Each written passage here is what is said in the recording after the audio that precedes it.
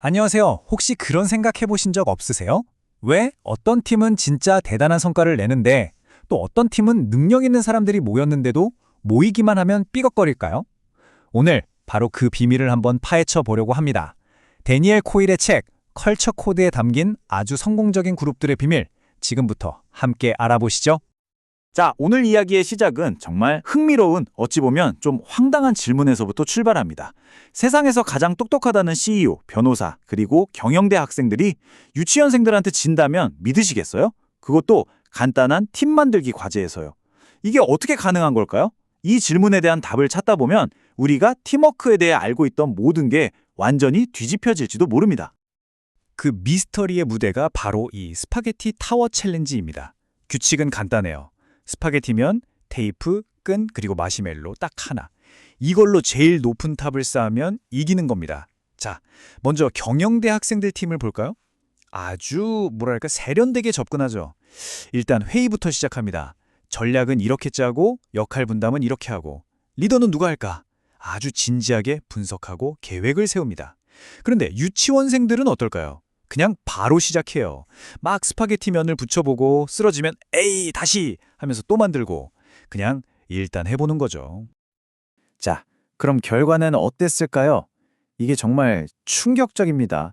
수십 번이나 반복된 실험에서 그렇게 열심히 전략을 짰던 경영대 학생들 팀의 탑 높이는 평균 10인치, 그러니까 한 25cm 정도에 불과했어요. 그런데 그냥 막 만들던 유치원생들은요, 평균 26인치, 거의 66cm 높이의 탑을 쌓아 올렸습니다. 아니, 두 배가 뭡니까? 두 배가 훨씬 넘는 차이죠. 아니, 도대체 왜 이런 말도 안 되는 결과가 나온 걸까요? 개개인의 지능이나 능력 문제였을까요? 절대 아니죠. 핵심은 바로 어떻게 상호작용했는가에 있었습니다. 똑똑한 어른들은요, 탑쌓기 자체보다 다른 데에 에너지를 썼던 거예요. 누가 더 똑똑해 보이지? 누가 리더가 돼야 하지? 내 의견이 무시당하면 어떡하지? 이런 이른바 서열 정리에 신경을 쓴 거죠. 반면에 아이들은요, 그런 거 전혀 신경 안 썼습니다. 오로지 어떻게 하면 탑을 더 높이 쌓을까 여기에만 집중했죠. 자, 그럼 이제 본격적으로 이 미스터리를 풀어볼 시간입니다. 유치원생들의 압도적인 승리 뒤에는 사실 위대한 팀 문화를 만드는 세 가지 핵심 기술이 숨어 있었어요. 첫째, 우리는 안전하다는 신호를 보내는 것. 둘째, 서로의 약점을 솔직하게 공유하는 것. 그리고 셋째, 우리 모두의 목표를 분명하게 만드는 것. 이 세 가지가 바로 오늘 이야기할 컬처 코드의 전부라고 할 수 있습니다. 그럼 첫 번째 기술부터 한번 자세히 들여다볼까요? 바로 안전신호 보내기입니다. 이게 왜 중요하냐면요. 모든 훌륭한 팀워크는 바로 이 안전하다는 느낌, 이 단단한 믿음 위에서만 시작될 수 있기 때문이에요. 안전신호라는 게 거창한 게 아닙니다. 아주 사소한 소속감 신호에서부터 시작돼요. 사실 우리 뇌는요, 아주 원시적인 질문을 계속 던지고 있거든요. 나 여기 있어도 안전한가? 이 사람들과 함께해도 괜찮을까? 이런 질문에요. 이때 누군가 내 눈을 맞춰주고 내 이야기에 고개를 끄덕여주고 진심으로 들어주는 그 작은 행동들 있잖아요. 바로 그 순간 우리 뇌는 아, 여긴 안전하구나 하는 신호를 받고 마음의 문을 활짝 열게 되는 거죠. 이게 바로 심리적 안정감의 시작입니다.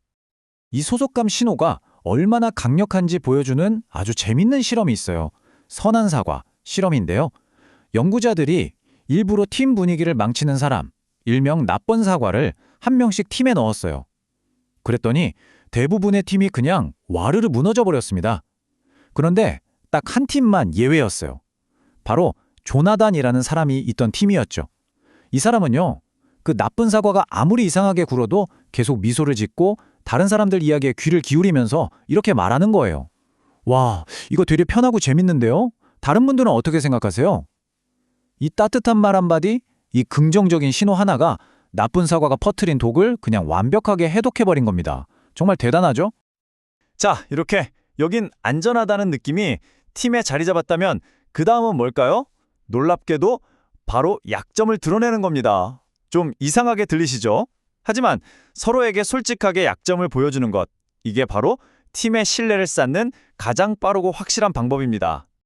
여기 아주 극적인 사례가 있습니다. 1989년 유나이티드 항공 232편 이야기인데요. 이 비행기는 이륙 후에 꼬리날개 엔진이 말 그대로 공중에서 폭발해버렸어요. 그러면서 조종관, 방영키, 모든 조종 시스템이 그냥 먹통이 돼버린 겁니다. 이건요, 그냥 일어날 확률이 10억 분의 1이라는 말도 안 되는 사고였고요. 시뮬레이션에서는 생존율이 0%였습니다. 그야말로 최악의 상황이었죠. 자, 이 모든 희망이 사라진 것 같은 순간에 기장이었던 알 헤인즈가 조종실에 있는 모두에게 이렇게 말합니다. 누구 아이디어 있는 사람 없나? 생각해보세요. 모든 걸 책임져야 하는 기장이 나도 모르겠다고 말하는 거잖아요. 이건 그냥 질문이 아니었어요. 자신의 한계를 인정하고 도움을 요청하는 엄청난 용기가 필요한 약점의 고백이었습니다. 바로 그 솔직한 한마디가 기적의 문을 열었습니다. 그 말을 듣자 마침 승객으로 타고 있던 다른 비번 조종사 데니 피치가 조종실로 달려와 이렇게 말했어요. 무엇이든 시켜만 주십시오. 제가 돕겠습니다. 내가 해볼게가 아니었죠. 당신을 돕겠다였습니다. 한 사람이 용기 내어 약점을 드러내자 다른 사람이 신뢰로 화답한 겁니다. 이 두 사람의 대화가 바로 서로를 돕게 만드는 강력한 취약성 고리를 완성시킨 거죠. 그리고 그 결과는요? 정말 기적이었습니다. 다른 전문가 조종사 28팀이 시뮬레이션에서 단 한 번도 성공하지 못했던 이 비상 착륙을 이 팀은 해냈습니다. 그리고 무려 185명의 생명을 구했죠. 한 사람의 뛰어난 기술이 아니라 나도 모른다는 약점의 공유가 만들어낸 이 놀라운 협력, 이 집단 지성이 불가능을 가능으로 만든 겁니다. 자, 이렇게 서로 안전하다고 느끼고 약점까지 공유하면서 끈끈한 신뢰가 만들어졌습니다. 그럼 이제 이 좋은 에너지를 어디로 이끌어야 할까요? 바로 여기서 마지막 세 번째 기술, 공동의 목표 설정하기가 필요합니다.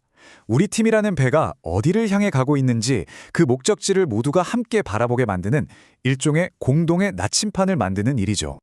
이 공동의 목표가 얼마나 중요한지 보여주는 아주 유명한 사례가 있죠. 1982년 존슨앤드존슨의 타이레놀 독극물 사건입니다. 누군가 타이레놀에 독극물을 넣어 7명이 사망하는 정말 끔찍한 사건이었죠. 회사가 망할 수도 있는 위기 앞에서 그들의 길잡이가 되어준 것이 바로 회사의 신조, 즉 크레도였습니다.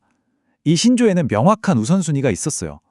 1순위는 고객, 2순위는 직원, 3순위는 지역사회, 그리고 주주는 4순위, 맨 마지막이었습니다. 그때 FBI나 FDA 같은 정부 기관들은 문제는 시카고에서만 일어났으니 그 지역 제품만 리콜하세요 라고 조언했습니다. 그게 합리적이었죠. 하지만 존슨앤드존슨은 어떻게 했을까요? 그 조언을 따르지 않았습니다. 그리고 미국 전역에 있는 타이레놀 3,100만 병을 전량 리콜하라는 그야말로 엄청난 결정을 내립니다. 이 결정으로 회사가 당장 입게 될 손실이 얼마였는지 아세요? 무려 1억 달러. 지금 돈으로 환산하면 훨씬 더 크겠죠. 어마어마한 돈이었습니다. 하지만 그들은 주주보다 고객이 먼저라는 자신들의 나침반, 즉 신조를 따른 겁니다. 단기적인 이익이 아니라 고객의 안전이라는 공동의 목표를 선택한 거죠. 그리고 바로 이 결정이 훗날 존슨앤존슨을 그 누구도 넘볼 수 없는 신뢰의 아이콘으로 만들어주었습니다. 자, 지금까지 성공하는 그룹들이 가진 세 가지 비밀의 열쇠를 모두 살펴봤습니다. 안전, 취약성, 그리고 목표. 그럼 이제 이 멋진 원칙들을 우리 팀, 우리 그룹에는 어떻게 적용할 수 있을지 한번 정리해둘까요? 우리 팀의 컬처 코드를 직접 만들어보고 싶으시다면 이 세 가지만 기억하시면 됩니다. 첫째, 안전 신호를 자주 그리고 분명하게 보내세요. 우리는 연결되어 있어, 네 편이야 라는 신호를요. 둘째, 약점 공유를 겁내지 마세요. 이건 좀 어렵네요. 도움이 필요해요 라고 말하는 그 순간이 바로 진짜 신뢰가 시작되는 지점입니다. 그리고 마지막으로 우리의 목표에 대해 계속 이야기하세요. 우리가 지금 어디로 가고 있는지, 이 일이 왜 중요한지에 대한 이야기를요.